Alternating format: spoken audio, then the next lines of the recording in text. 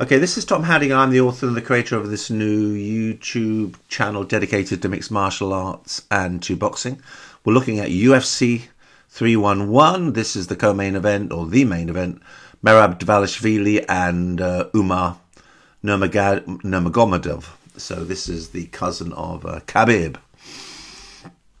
This is Merab here. Now, Merab has quite an outstanding track record. Apart from his two first losses, he lost his first two contests for the UFC. He's actually got an outstanding record.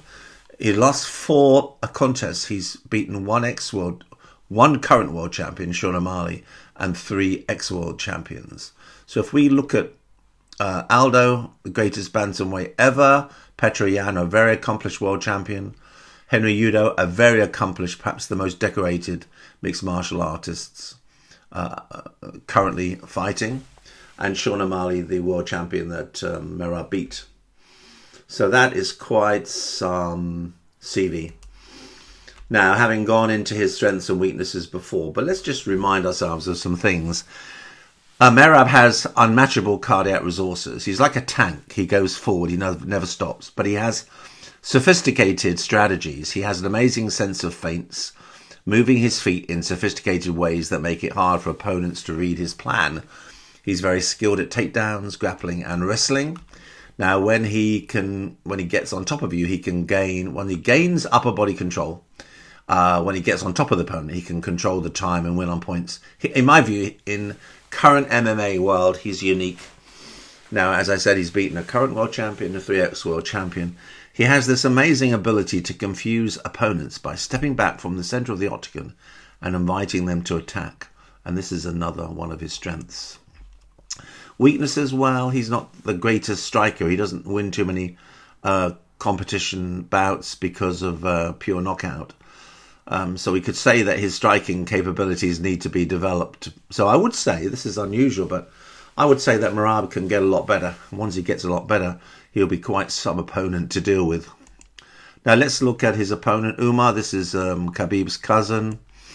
Now, he doesn't have the same distinguished CV.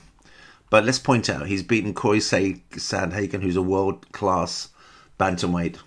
I don't know too much about the other people that he's beaten because most of these have come from other MMA organizations. I don't know Morozov, don't know Kelleher, don't know Manez. Don't really know too much about any of these, but I know a lot about Sandhagen, and he's an outstanding fighter. So let's go into Umar in a little bit of depth. He's a master of Dagestani wrestling. He has outstanding takedown abilities. He has exceptional control. He can submit using rear naked chokes and guillotine. He has a polished striking game, which is a plus because many Dagestani fighters don't have that. He can employ a mix of spinning kicks, precise jabs, and switch kicks. Means he's very unpredictable on his feet.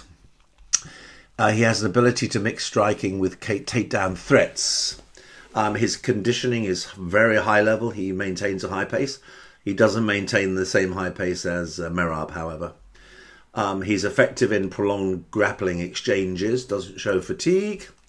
He has remarkable composure, maybe not the same as Makhachev or others, but he certainly is very composed. He knows how to adjust his strategies mid-fight.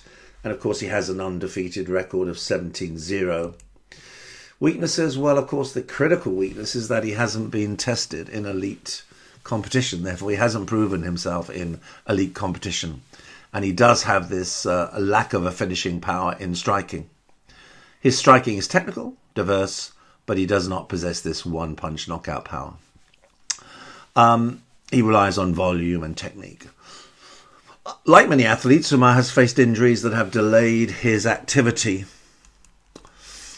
Whilst his grappling is world class, a grappling heavy star can be neutralized by excellent defensive wrestlers or fighters with dangerous striking. And opponents with elite takedown defense, such as Merab, might expose potential gaps in his game. That's what we're going to see.